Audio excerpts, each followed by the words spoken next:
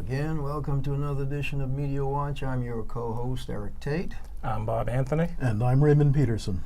And as usual, we're coming to you from the good graces of the studios of Manhattan Neighborhood Network and with the help and guidance of EVT Educational Productions and Associates.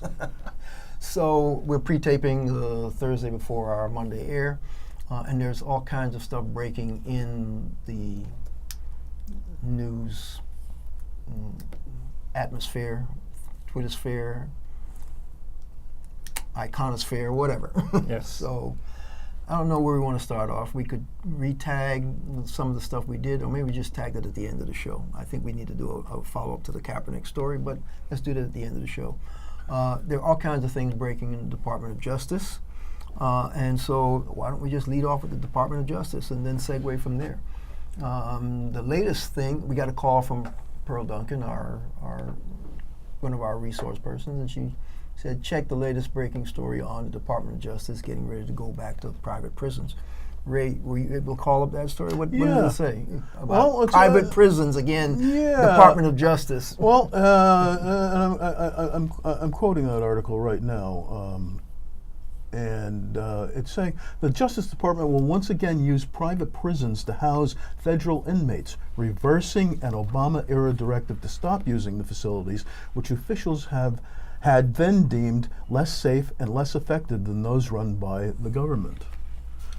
No, I don't know that that's true. You know, I believe that there's an ulterior motive to it, and I believe that that motive is profit, which of course will put the onus on police departments to fill those prisons so that they can make that profit. And who are they going to fill those prisons with? It's bothering me because it's just another in a line of Sessions and his Attorney General crew reversing the good, in my opinion, that the Obama administration has done in terms of prisons and sentences over his 8 years.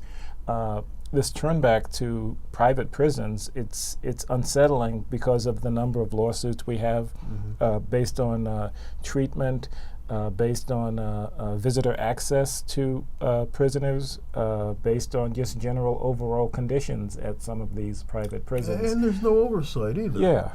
The big thing was overall conditions, lack of safety, lack of proper hygiene. There's a laundry list of stuff that these private prisons were guilty of and were being sued for. You mentioned a number of suits. And so I guess the Department of Justice said, no, this doesn't work for us under the Obama administration. But Sessions has decided to turn the clock back 20, 30 plus years, whatever. He's asking his federal prosecutors to go for maximum sentences. He's asking for no decriminalization of the marijuana laws. He's asking for everything that the latest studies by social scientists and criminal justice people that they have advocated. Basically, he's just said, no, we don't like those those research data. We're just going back to the good old days of lock them up, throw away the key. Interestingly enough, Sessions is the only cabinet person who's actually been going full speed ahead to push the Donald Trump agenda. And he was the one seriously under fire by Donald Trump. I thought that was quite hysterical. I mean, wouldn't you agree? It sort of depends on the day of the week whether Trump is mad at Sessions or not. It depends upon the minute of the day. However, another interesting development on that federal law front is, as we speak, I think we're taping Thursday, I believe Wednesday of last week when this airs, Senator Cory Booker had, on his own, he has no co-sponsors, but I forget the long name of the law, but basically he has proposed a bill that would decriminalize marijuana use and would help push medical marijuana as part of what he knows the research is indicating. And so he saw him on a couple of shows yesterday, last night, talking about why he thinks is in the best interest of the country. And he had some cogent, same arguments that the medical people were making. Sure. And so, Is he talking about a national decriminalization or a state by state? federal, Yes. federal Federal, law. federal, Yes, okay. federal law. And the problem right now is there are no co-sponsors on his bill, but he says there's enough interest and he thinks there might be bipartisan, or he may get some more co-sponsors from his own party. I salute him for making that push. I've got a son who's a doctor, and he points to some serious positive use for medical marijuana. I'm a veteran, and I know that there are veterans who rely on marijuana. It's part of their PTSD stuff. It's part of their pain management stuff. So, you know, it's crazy that the federal government is criminalizing something that veterans who fought for this country could use and that the general public could use health-wise.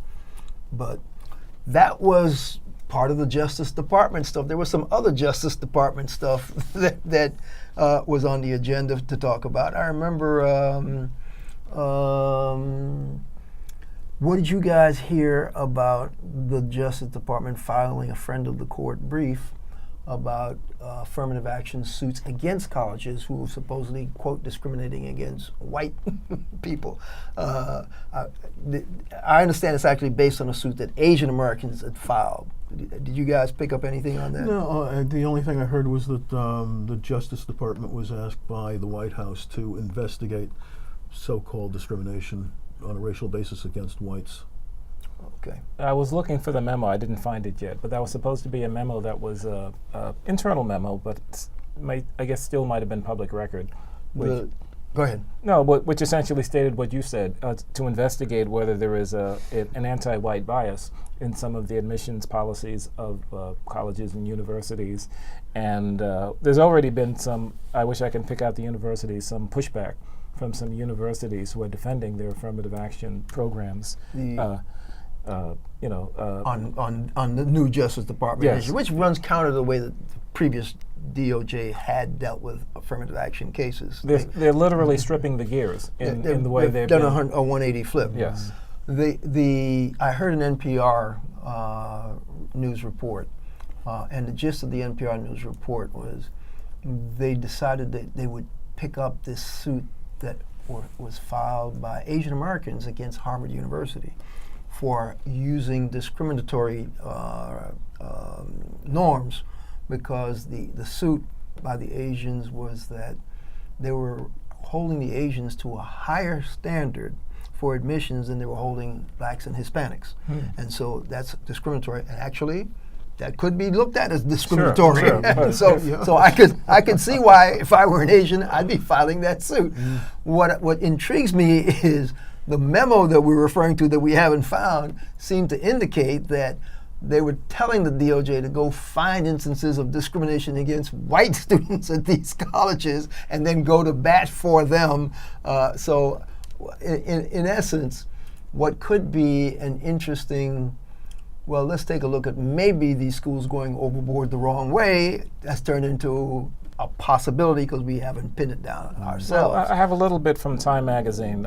If you want, Quote them, sure. I'll keep it say. brief. And I'm reading directly from the Time website. The New York Times, the Time Magazine, quoting the New York Times. quoting the New York Times. Yeah. The New York Times, citing an internal document the newspaper obtained, reports that department leaders announced a new initiative involving investigations and possible litigation related to internal race-based discrimination in college and university admissions. But the Justice Department said, and this is yesterday, based on today when we're taping, that the internal document was a job posting related to only one complaint, dismissing concerns that was part of a broader effort. But they go on to quote what you had just mentioned, the lawsuit filed by the 64 Asian American associations in May 2015 that the prior administration left unresolved, according to this. So that's in a nutshell. So yeah, that's going to be interesting to watch and see how the Justice Department works down on that particular issue, because the internal memo that was supposedly leaked, it seemed to indicate that they were going to target schools against, quote, white bias. In fact, the late night comedians were having a field day with it last night. But I don't trust, I clearly don't trust this Justice Department to really be a big defender of civil rights, and we're only 6 months into this, based on what's happened already. Oh man, I'm seriously scared of Jeff Sessions and his agenda, because he is trying to turn the clock back using the power of the Justice Department. So all the stuff that Eric Holder and his successor and pre-Eric Holder, all the stuff that those attorney generals were doing to actually deal with discrimination against people of color, whether they were Asian, Hispanics, black, whomever. That's basically been turned on its end by this Justice Department. The other related Justice Department story that we could tack on to this discussion, new FBI director, Mr. Wray, W-R-A-Y, was confirmed. And you know, he sailed through his confirmation hearings quite easily. You know, the guy said all the right things. I listened to some of those hearings just because this was the guy they were picking to replace Comey.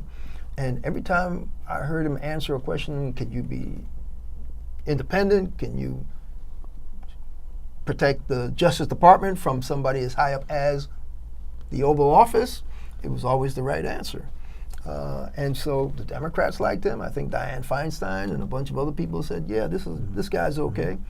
And I was kind of, you know, satisfied with the answers. About the back end of last week, which is the week and a half before our show airs, a guy from, I think, WNYC in New York blew this expose open that when Wray was back in private practice, he was in a law firm. And guess who the law firm's big client was? Donald Trump? No. Remember Bridgegate? Mr. Chris Christie was Wray's #1 client. Now here's the deal. While a major law firm was defending the state of New Jersey and the governor's office about whether or not they were doing bad things to poor little Fort Lee because they didn't support Christie, the governor had his own attorney firm, which was Wray's firm, that was actually billing the state of New Jersey for protecting and defending the governor. And it was billing the state of New Jersey millions of dollars for this defense. The caveat was they weren't submitting the bills in a timely fashion. They were delayed submissions. So that even though the state knew they were paying that other law firm because those bills were, hey, service rendered, this is what you owe us, months after stuff, the state of New Jersey got billed by Wray's firm for defending Chris Christie on Bridgegate. None of this stuff came out in the confirmation hearings.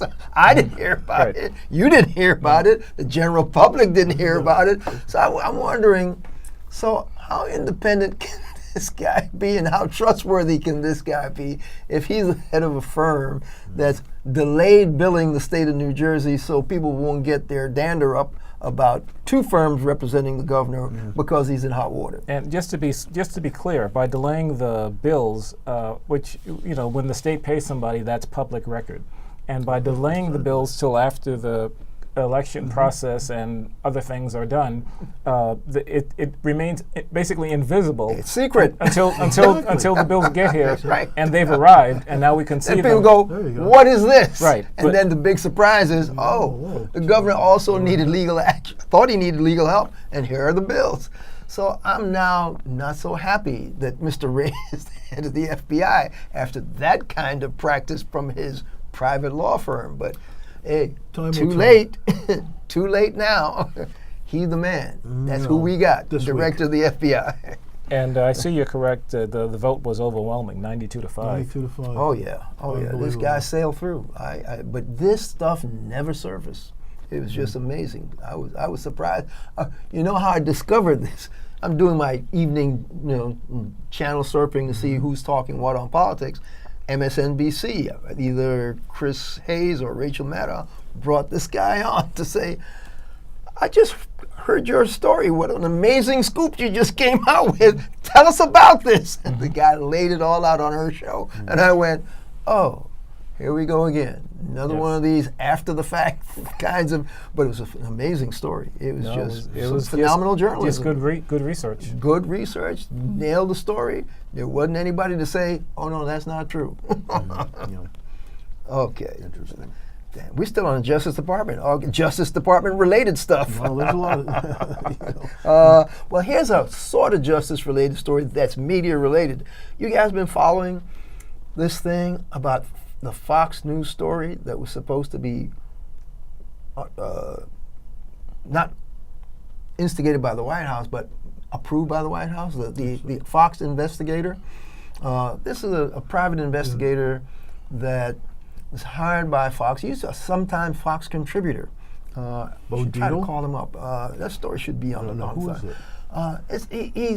He's filed a suit against Fox. Right. I understand the story you're Right. you're referring to, The but no. But You got some go ahead. background? I'll look it up while you're explaining. Okay, it. the guy was hired by Fox to, quote, investigate the killing of the DNC aide that was working for the Democratic National Committee, Right. Stephen somebody or Right. other. There was an aide who was killed, and he was murdered, Right. and the DC police thinks it was a robbery gone bad. Right. And that's basically how the story was initially reported. But then all of a sudden it popped up on Fox News that no, this wasn't a robbery gone bad. This was a guy who had leaked documents to Wikipedia. And because he had leaked those documents, possibly the DNC and the Clinton campaign may have been involved in his demise, okay? Oh, that was the thrust of the story that was an flying all interesting over Right. Fox. story. Right. And the guy on Fox who kept pushing it was Sean Hannity. Right. Now it turns now- out that the investigator that they hired got, as far as he's concerned, misquoted Right. about the findings of his investigation. He evidently, when he was hired, thought that he was hired to investigate, but what he kept hearing, according to his suit, was that they had a preconceived notion about how the investigation should end, which was the DNC was responsible for the death of this guy because he leaked stuff Seth to. Rich? That's the Yeah, guy. That's the Right. guy. And, Yes. and Rod Wheeler is the commentator for Fox. The And investigator, Rod correct. Wheeler. Right. And it's interestingly enough, when I discovered that he was a commentator for Fox, who also turned out to be an investigator with credentials in that area, first I was surprised he was a commentator for Fox because he's an African American dude. And I don't see too many Well- black people commenting on Fox News. My surprise is that Fox had somebody with credentials. But that's, Okay. that's a different. But he wasn't just an investigator, he was also a commentator on their air, which surprised me because I heard the story about the investigator who had filed suit without even looking up the story. And then when I looked it up and saw, lo and behold, the investigator is an African American guy, I went, oh, how interesting. The one guy that they might hire to quote that they're not really biased in their hiring turns out to be the guy they quote, misquote, and he's so upset he's going to sue them. Right. So to be determined, folk, this suit has been filed. It has not been dismissed out of hand that we know of. Well, oh no, the suit itself, no, but the White House did comment on it. Well, that's because, guess what? His thrust as part of his suit was the White House signed off on the Fox interpretation. And they used the fact that he had met with Sean Spicer as on one of the early meetings to dig into this story. But the guy who hired him was some Trump supporter who was big, Ed something or other. Does it show who Didn't the see it there. No, meeting no, was? no. Who kept quoting the fact that, oh yeah, the White House has seen this and it looks like they're on board on this. So go keep on going, et cetera, et cetera. So the guy who hired the investigator was implying the White House was involved. And there's a response from Fox here. It's just one graph, if I could read it. Let's hear what they say. And this is from NPR, which did a lot of really good reporting just based on what I'm reading. Fox's president of news, Jay Wallace, told NPR on Monday, that's, it'll be a week before this show airs, that there was no concrete evidence that Wheeler The investigator. was misquoted by the reporter, Malia Zimmerman.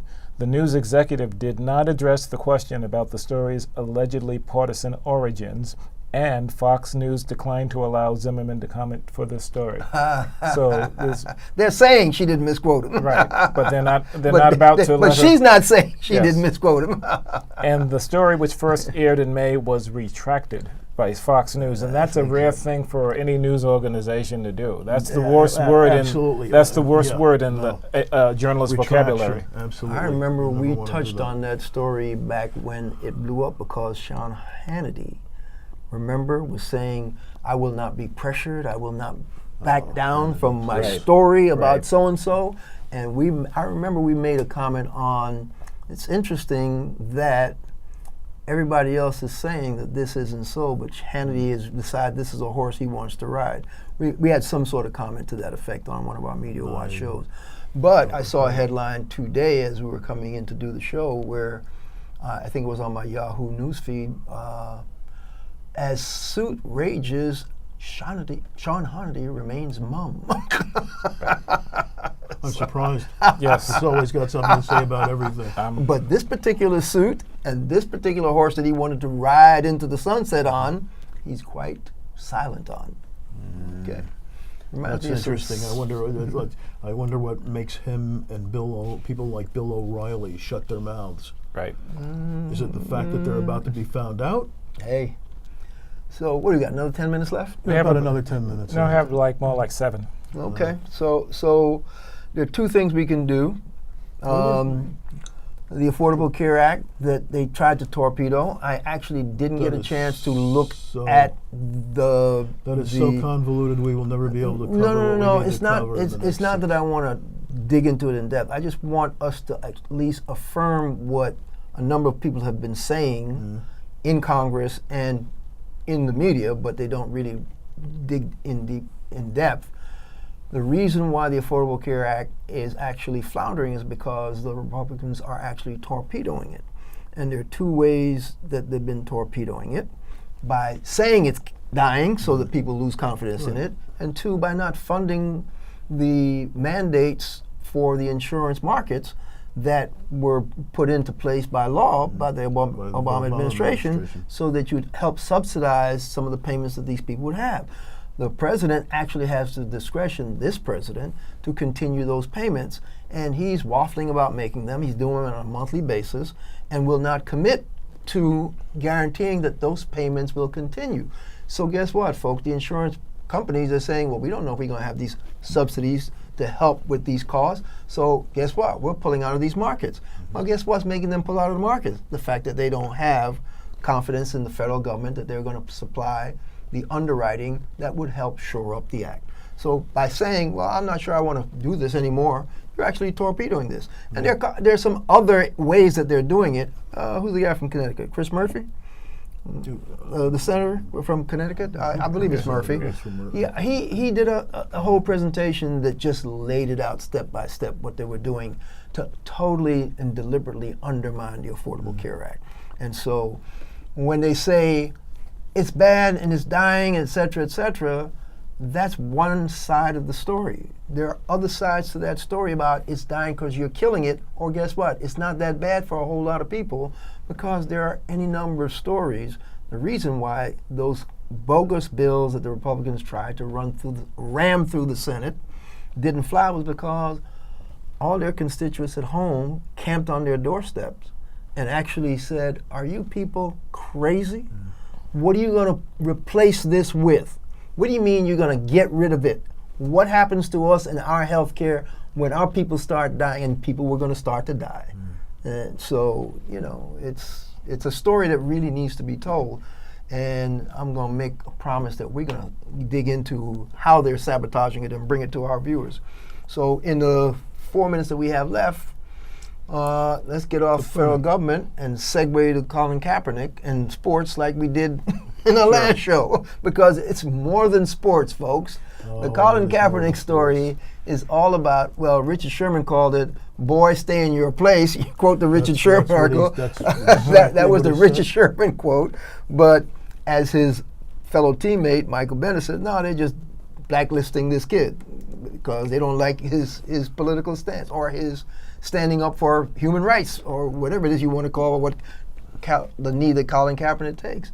But why don't you call up that Richard Sherman I'm trying story? to find it you again. know, I just lost it. Okay, well, let's talk about it while you look for the article. Here, the two things that we talked about, well, one of the key things that we raised in the last show was the fact that 50 years ago, name athletes came right out and publicly held a news conference in support of Muhammad Ali Cassius Clay when he stood on his principles, and they risked their well-being and their livelihood and the whole bit to back up Muhammad Ali. Right. And our take was 50 years later, nobody in the sports community has come forward to stand up with and stand up for Colin Kaepernick, especially in the sporting community. And those guys were not football players alone. They were basketball players, football players, public figures.